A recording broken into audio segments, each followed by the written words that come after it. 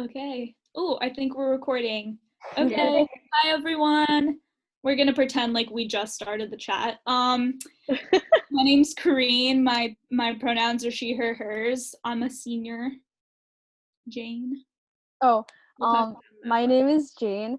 I'm a boarder who lives in Stevens, and my PGPs are she, her, hers. Hello, my name's Denise. I'm a boarder. My pronouns are she, her, hers, and I'm a 3-year upper. Hi everyone, I'm Lauren Clark. I'm a 2-year upper. My pronouns are she, her, hers. Sorry about my brother. Hi, I'm Bianca. I'm a 3-year upper from New York City. My PGPs are she, her, hers, and I live in Chase House. And thank you for the lovely cameo, George. Okay, so as some of you may know, we recently sent out an email, Dr. Vidal sent out an email with a form asking for any of you to ask us any questions you have on the topic of sex and sexuality, or literally any other topic relating to it. We got some really awesome questions, so we're gonna be answering those, and then we're gonna post this video for your viewing pleasure. So we're gonna start with the first one. I'm gonna read the question, and then we're gonna have the lovely Jane answer it. She's a pro. What are resources for erotica and or porn that features / centers people of color that aren't the tired old BBC X tiny white girl fetish? So I guess this question does acknowledge the injustices that come along with like watching more mainstream porn sites like Pornhub, which has categories by race and can subject, I guess, people to racial stereotypes and objectify on the basis of race.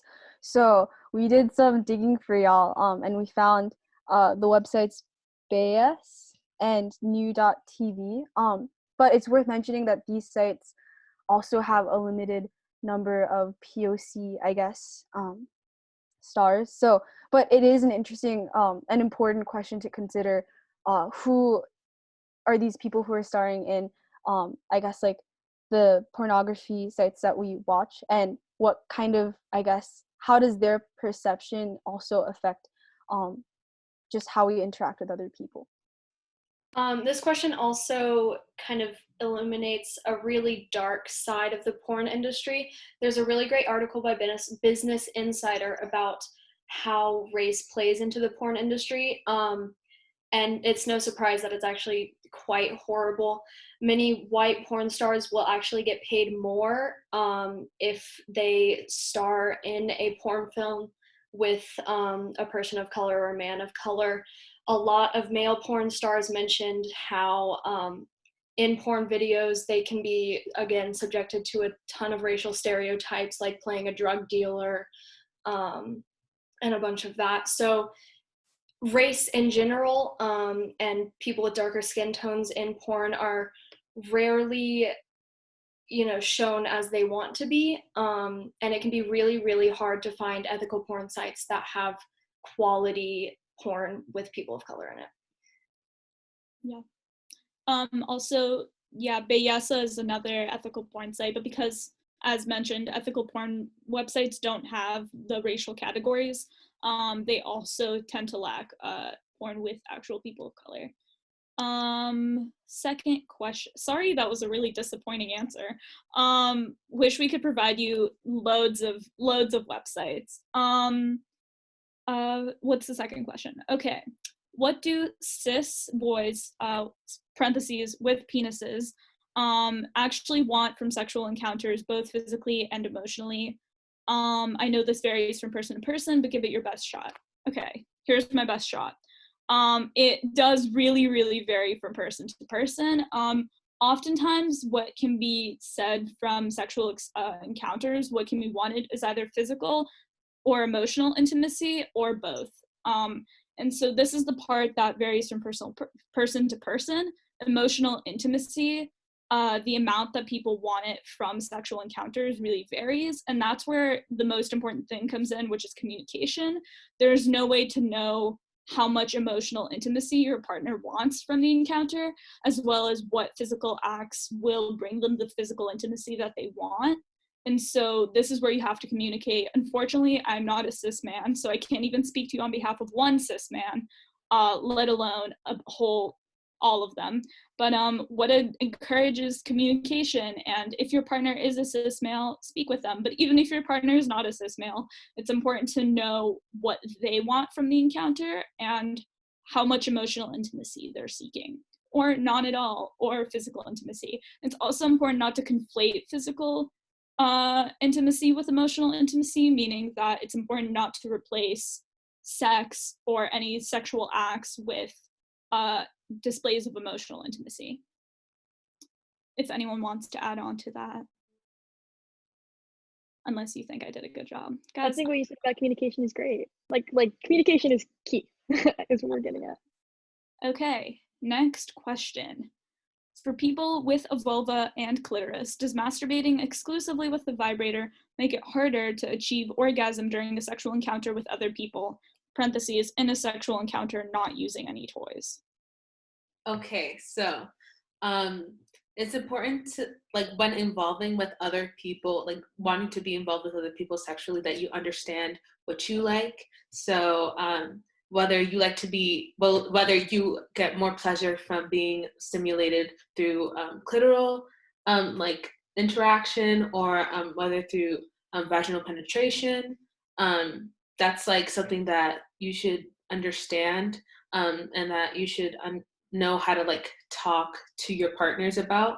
But in general, like if you're gonna be, if you know how you like to be stimulated, and like you do it in a certain way, you're gonna have to adjust to like being involved with someone else, or like being involved with like anything else in general. So like if you usually have fun with a vibrator or a specific kind of toy, and you're hoping to like even change to another toy, or you interact with someone else, that's still going to be an adjustment, but that's still something that you would.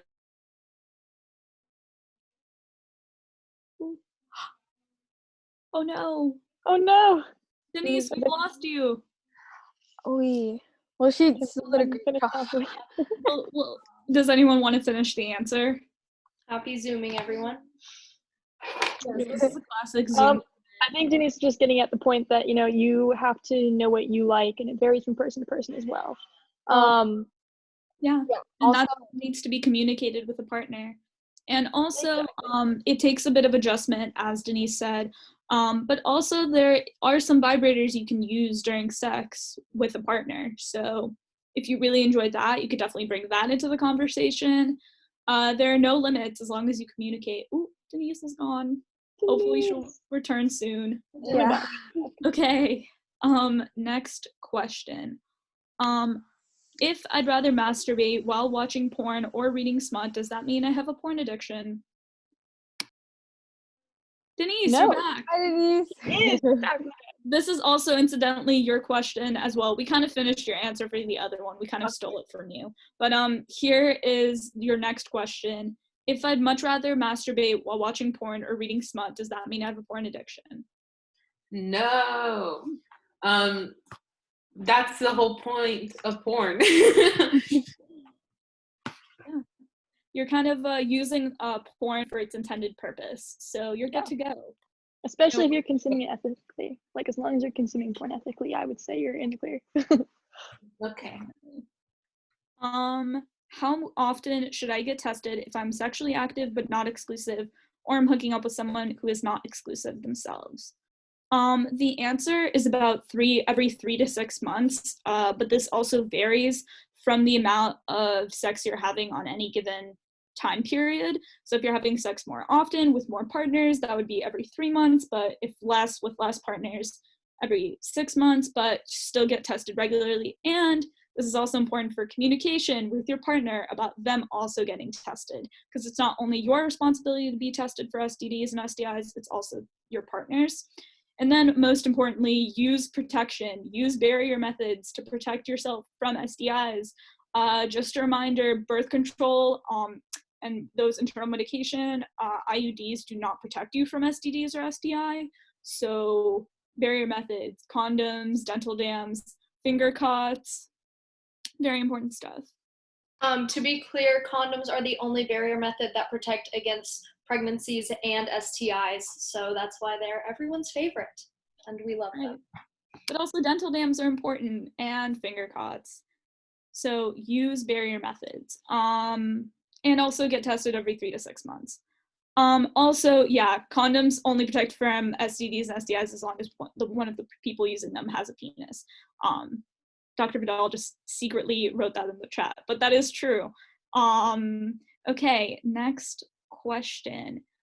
Where can we get lube on campus? So Sykes actually offers lube. They offer it along with their lubed and unlubed condoms in the little waiting area. If you go to Sykes and there's no lube or there's no condoms, no dental dams, that just means that they're out of stock and reordering, so try again in a week. But the lube that Sykes gives out is in pretty small quantities. So if you're in a relationship where you're using lots of lube, which you should be because lube is good, you might as well go down to CVS and invest in a little bottle. CVS does take Blue Card, so all good things. Yeah, definitely. Even if you're not in a relationship with someone, just hooking up with people, get yourself some lube. As long as it's water-based, you're good to go, because oil-based lube will tear latex. So if you're using it with a condom, no good. You can also use lube even if you're not having sex with a condom. You should, in fact, always use lube because it's very important. CVS is 24 hours. But don't break sign-in, but CVS is 24 hours. Okay. What STDs or STIs can be transmitted through non-sexual acts? So STDs and STIs, non-sexual acts, by that I'm assuming you mean like kissing or stuff that isn't specifically involved with genitalia. And with kissing, the only one that can be transmitted through saliva is, and I might say this wrong, okay, cytomegalovirus, okay, CMV for short. It's an I did okay. It's an STD that can be passed on through saliva, and so it's important to get tested. It's technically considered an STD. Any other STDs that can be transmitted through non-sexual acts, so kissing, for example, are STDs that involve cold sores, warts, or like physical symptoms like cold sores or warts. So if you kiss someone with a cold sore, that can transmit an STD, that can transmit HPV, or herpes has herpes, yeah. So there's a lot. Also, if someone has genital warts, it can be passed on that way. So even if you're using condoms, there's like physical interaction, that's not great. Crabs, things like that. So any one of those STDs can be transmitted through non-sexual acts. Okay, next question. Is there a limit to how much masturbating per week is healthy? Quarantine is starting to get old. Great question. Oh, I don't know where Denise went again. But no, I mean, the way that we look at it, or that you should look at it, is that if it's, interrupting in your daily life, even in quarantine, so let's say interrupting with family dinner, online meetings like the ones that you're having now, then maybe too much, but it's a personal choice. So I'd say as long as it's not interfering in your life, so to speak, you're good. You're in the clear. Solid. Anyone wants to add anything else? That's all of our questions. We will be doing another session like this if you thoroughly enjoyed our answers and all of our wonderful Zoom interactions, including, Denise coming in and out, keeping things interesting. We'll be doing another Zoom meeting, answering your questions. We will be sending out another survey in a couple weeks. And if you have we can do themed ones. So if you have a specific topic that you would like answered, please reach out to any one of us or anyone else you know on Yes Plus and let us know what topic you'd like answered, and we can send out a themed survey just focusing on that one topic. And then there's going to be another Zoom video answering questions on that topic with other people from Yes Plus, unfortunately. But you might see any of us again, but not in a couple weeks. Any other thoughts from anyone? Keep asking questions. Keep, I guess, interrogating your sexual identity. It's such a crucial part of, I guess, your identity, and I hope that, I don't know, through Yes Plus we can kind of decrease the level of stigma when talking about these issues. And this is something that's perfectly normal, and actually part of like a healthy lifestyle. So keep that in mind, y'all. Yes, sir. Use quarantine to learn about your sexual selves. Yay! Okay. Stay safe, everyone. Wishing you good health, and all the best. Bye. Bye, Bye. everyone.